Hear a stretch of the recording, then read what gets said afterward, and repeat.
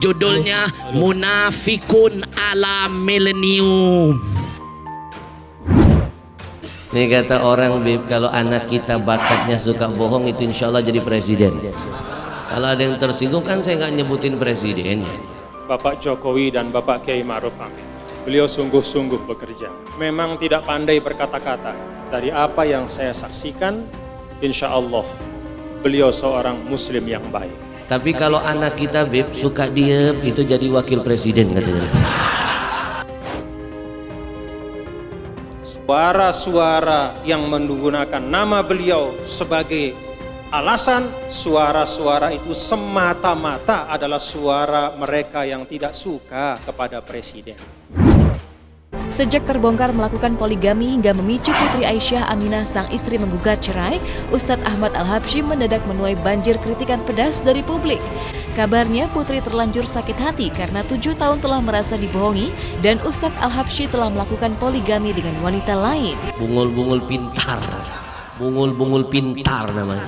Bungul-bungul pintar namanya. Ternyata bohong. Satu persatu ketahuan bohong. Inna lillahi wa inna ilaihi raji'un. Judulnya Munafikun ala Milenium.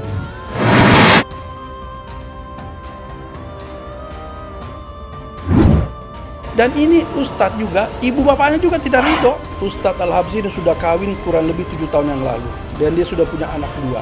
Itu Putri sama sekali tidak tahu.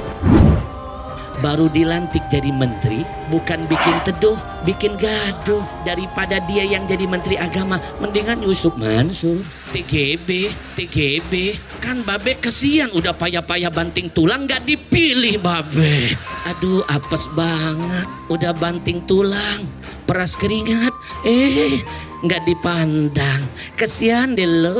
Jadi saya sih memandang itu biasa-biasa saja. Jadi jangan kamu mengatakan sesuatu yang kamu tidak tahu. Karena sungguhnya telinga, mata, dan akal budi itu semua akan ditanya. Yuk kita sama-sama istighfar. Karena kita ini manusia yang punya banyak keterbatasan. Makanya dari awal kita pasang niat, kami berjuang bukan untuk siapapun. Kami berjuang di bawah komando Habib Rizik Syihab. Takbir! Di masa sebelum Pak Jokowi, Habib Rizik tidak hanya ditersangkakan, bahkan beliau dipenjara dan menghabiskan waktu hukuman di penjara sampai beliau bebas. Kenapa pada waktu itu tidak ada yang mengatakan kriminalisasi ulama? Apakah masih tidur seperti Ashabul Kahfi dan baru sekarang bangun? Ini pertanyaan sederhana. Kemana Anda dulu ketika beliau di penjara? Kenapa Anda tidak mengatakan bahwa pemerintahan sebelum Pak Jokowi kriminalisasi ulama? Tidak ada yang ngomong begitu. Padahal yang dialami dan yang diderita oleh Habib Rizik Syihab itu jauh lebih berat dari sekarang. Video ceramah pendakwah Ustadz Ahmad Al-Habsyi yang menyampaikan kritik ke pemerintah terkait kebijakan selama COVID-19 ramai dibagikan di media sosial. Dalam video tersebut, Al-Habsyi banyak mengkritik kebijakan pemerintah yang menutup masjid, tapi buka di pasar, dan penerbangan tetap dibolehkan.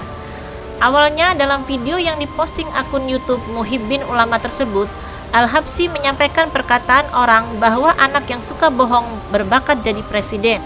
Ini kata orang, Bib, kalau anak kita suka bohong, insya Allah bakatnya akan jadi presiden. Ini kata orang, bukan kata saya.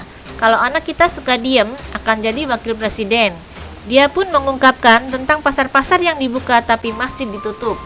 Hak Allah tidak disempurnakan, masjid ditutup, pasar dibuka. Bungul-bungul pintar, betul? Kepada kamu menyembah dan kepada kamu memohon pertolongan, ungkap Al-Habsyi lagi dengan mengutip ayat Al-Quran. Dia pun menyampaikan tidak setuju dengan alasan pemerintah yang menutup masjid dengan menggunakan kaidah usul fikih yang berbunyi Darul Muqasid Muqaddamun ala Jaibil Masalih, menghindar kemudaratan lebih utama daripada meraih manfaat. Darul Muqasid, pakai istilah ini. Ini belum masuk kategori kaidah ini. Kalau ada ulama mau siapapun namanya, kalau berani menggunakan istilah ini, jangan-jangan ada pesanan. Jangan mencari keuntungan dibanding kerugian, ungkapnya. Dia pun menjelaskan, justru pemandangan yang terjadi yakni antrian vaksin yang berdempet-dempet, lebih parah dan beresiko menyebarkan COVID-19. Lebih parah vaksin berdempet-dempetan. Di masjid, sholat di masjid cuma 5 menit. Masjid itu luas, kalaupun dicurigai jadi klaster COVID-19, tidak seberapa, 0, sekian %. Yang bahaya itu pesawat, udaranya kecil, berputar-putar gitu aja.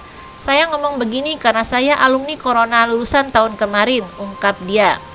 Netizen di media sosial banyak menyampaikan sindiran balik ke Ustadz Al-Habsyi terkait video ceramah tersebut. Bahkan tidak sedikit yang menyinggung masalah rumah tangga sang Ustadz. Padahal si Ustadz Habsyi sudah kebuka aibnya akibat ngibulin bininya bertahun-tahun, tulis akun Ayu Arianti. Itu yang katanya Ustadz, yang ngibulin bininya selama 7 tahun ye. Cie, kawin lagi diem-diem aja sama bini tua, tulis akun Naga Prima. Nih kata orang Bib, kalau anak kita bakatnya suka bohong itu insya Allah jadi presiden. Kalau ada yang tersinggung kan saya nggak nyebutin presidennya. Bapak Jokowi dan Bapak Kiai Ma'ruf Amin, beliau sungguh-sungguh bekerja. Memang tidak pandai berkata-kata. Dari apa yang saya saksikan, insya Allah beliau seorang muslim yang baik. Tapi kalau anak kita Bib suka diem itu jadi wakil presiden katanya.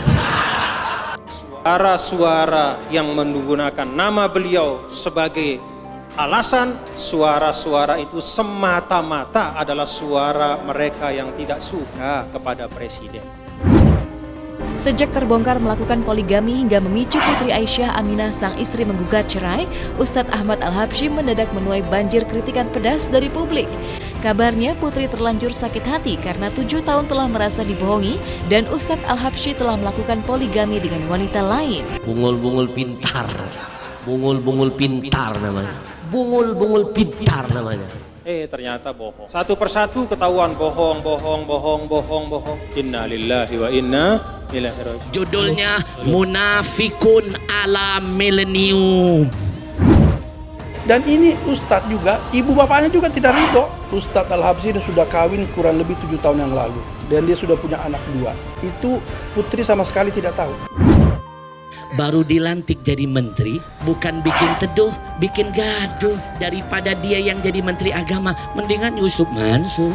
TGB. Kan Babe kesian udah payah-payah banting tulang gak dipilih Babe. Aduh apes banget, udah banting tulang, peras keringat, nggak dipandang. Kesian deh lo. Jadi saya sih memandang itu biasa-biasa saja. Jadi jangan kamu mengatakan sesuatu yang kamu tidak tahu. Karena sungguhnya telinga, mata, dan akal budi itu semua akan ditanya. Yuk kita sama-sama istighfar. Karena kita ini manusia yang punya banyak keterbatasan. Makanya dari awal kita pasang niat, kami berjuang bukan untuk siapapun. Kami berjuang di bawah komando Habib Rizik Syihab. Takbir! Di masa sebelum Pak Jokowi, Habib Rizik tidak hanya ditersangkakan, bahkan beliau dipenjara dan menghabiskan waktu hukuman di penjara sampai beliau bebas. Kenapa pada waktu itu tidak ada yang mengatakan kriminalisasi? Apakah masih tidur seperti Ashabul Kahfi dan baru sekarang bangun? Ini pertanyaan sederhana. Kemana Anda dulu ketika beliau di penjara? Kenapa Anda tidak mengatakan bahwa pemerintahan sebelum Pak Jokowi kriminalisasi ulama? Tidak ada yang ngomong begitu. Padahal yang dialami dan yang diderita oleh Habib Rizik Syihab itu jauh lebih berat dari sekarang.